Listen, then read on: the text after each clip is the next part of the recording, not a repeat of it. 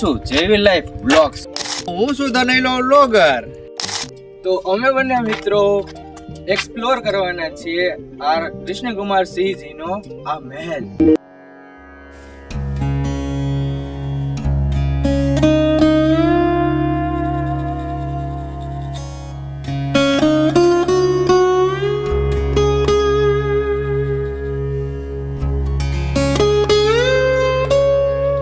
તો hello family, તો કેમ છો તમે બધાય?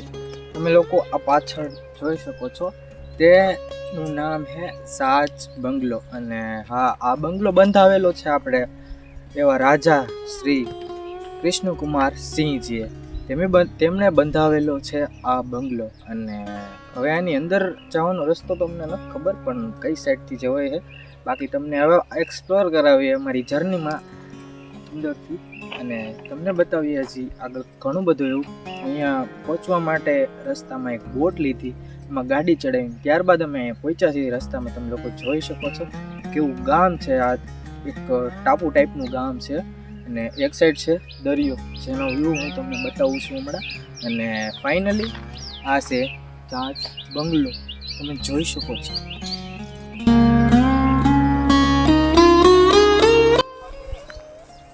તો ભાઈ, આ છે આપણે પાછળનો નજારો.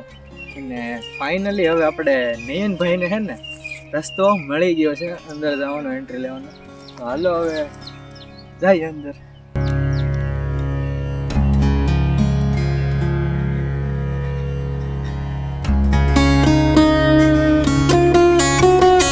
આ બંગલામાં વર્ષો જૂનો ઇતિહાસ છે જે છુપાયેલો છે ને, તમે લોકો જોઈ શકો છો.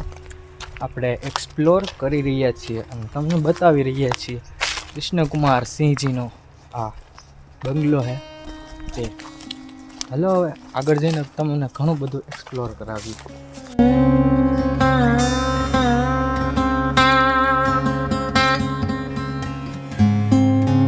તો ભાઈ, આ છે આપણે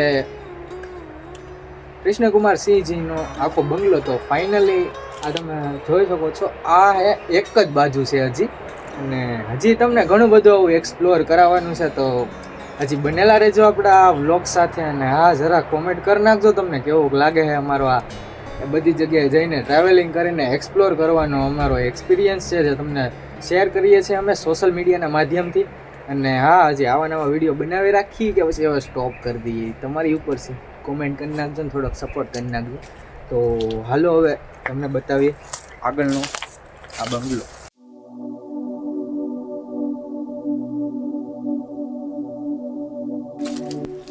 ચહેરા પછી આગળ. ઓ ભાઈ સાહેબ, શું છે આ બધું યાર? વિચાર્યું નહોતું અહીંયા આવવાનું થાય.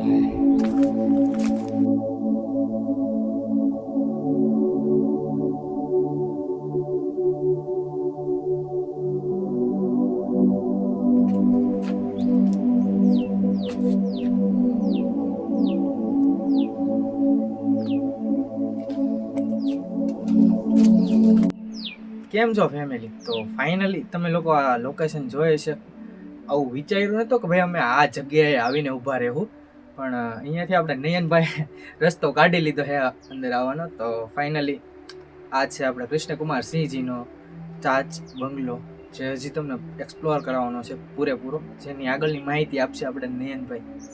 તો કેમ છે મિત્રો, હું છું ધનેલો વ્લોગર ને આજે અમે આવ્યા છીએ રાજુલા તાલુકાનું સાસ બંદર ગામ કહેવામાં આવે છે. અને આ બંગલો એમ કહેવામાં આવે છે કે વિજય નગરી તરીકે ઓળખવામાં આવે છે. આ બંગલાનું કામ કહેવામાં આવે છે કે વર્ષો પહેલા ભાવનગરના રાજા મહારાજા દ્વારા બાંધવામાં આવેલો છે. કારણ કે જે તમે જોઈ શકો છો ને, તો પાછળ દરિયો છે, અને રાજાને તો એવું હતું કે આ બંગલો બનાવવાનું મૂળ કારણ એમ હતું કે એક હવાઈ ઉદાસ અને શાંતિપ્રિય એક વાતાવરણ જોવા મળે, અને દરિયા કિનારે આ બંગલા બાંધવાનું છે. અને અત્યારે તો જર્જરિત હાલતમાં જોવા મળે છે, પણ આનું રાજુલાના બેલા આપણે જે કહેવી ને, એનાથી આખું મકાન ઊભો કરવામાં આવેલું છે. આખો બંગલો કહેવાય ને કે ઝીણા ઝીણા નકરા ઘણા બધા ઓરડા જોવા મળે છે, અને ઘણી બધી જગ્યા ઉપર અલગ અલગ પ્રકારનું બાંધકામ જોવા મળી રહ્યું છે. તો ફાઇનલી હજી આપણે કરાવવાના છીએ આ બંગલો આખો એક્સપ્લોર. જ્યાં સુધી અમે પહોંચી શકશું ત્યાં સુધી તમને પહોંચીને આ બંગલો એક્સપ્લોર કરાવશું. તો બનેલા રહેજો આપણા બ્લોગ સાથે. હાલો.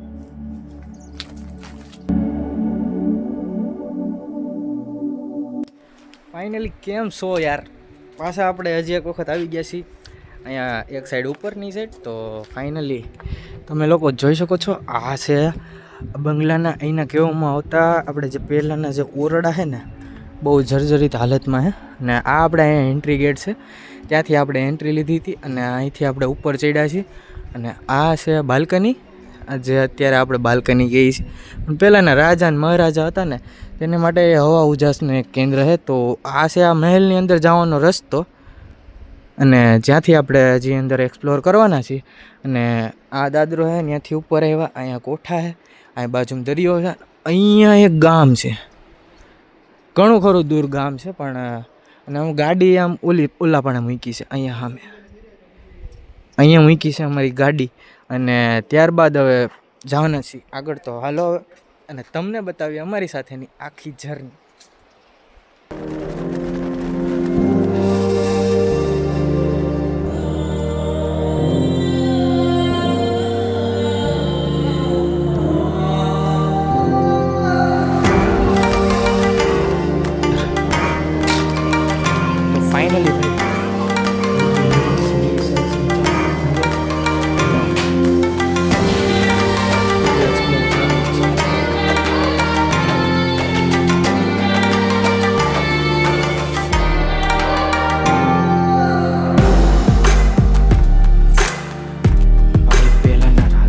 રાજા વખતનો બંગલો છે ભાઈ.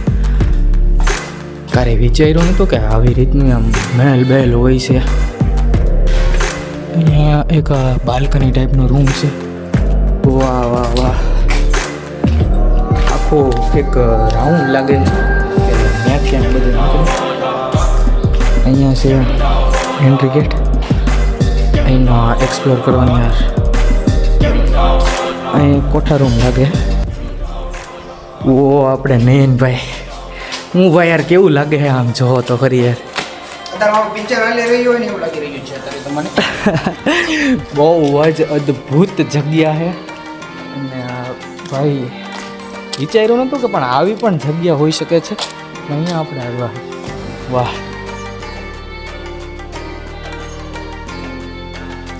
પહેલી વખત જોવાનું જોઈએ, બીજી વખત કરીશું.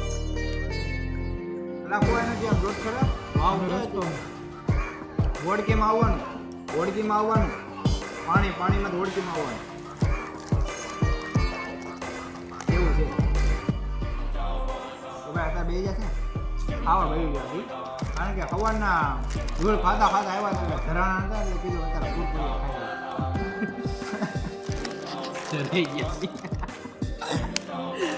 ધરાઈ ગયા છે થોડાક.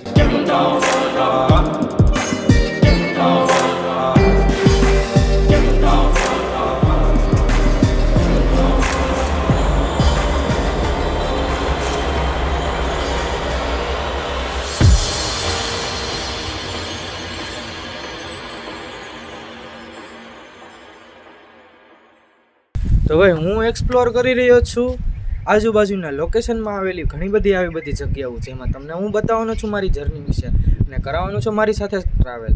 તો તમારે પણ આ જર્નીમાં જોડાવ અને તમે બધા કરો એક્સપિરિયન્સ મારી સાથે.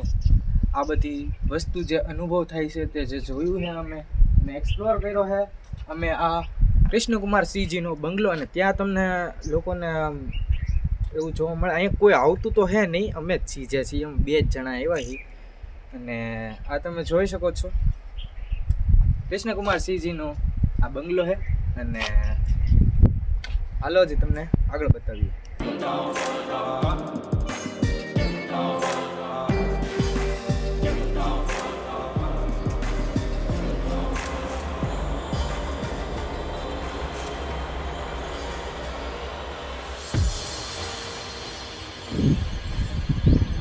આપણે રાજા મહારાજાઓની બાલ્કની તો જોઈ લીધી હવે કે કઈ રીતની હવા ખાતા ને બધું કઈ રીતનું હતું.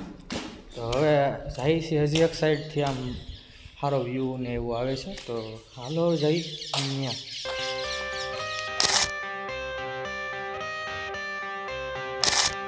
તો ભાઈ અહીંથી છે ઉપર જવાનો રસ્તો. કાનકડી આટા મારે છો ભાઈ. ઓલમોસ્ટ ભૂલભુલૈયા જેવું છે આ પથ્થરમાં કોતરેલો સિમ્બોલ ભાઈ.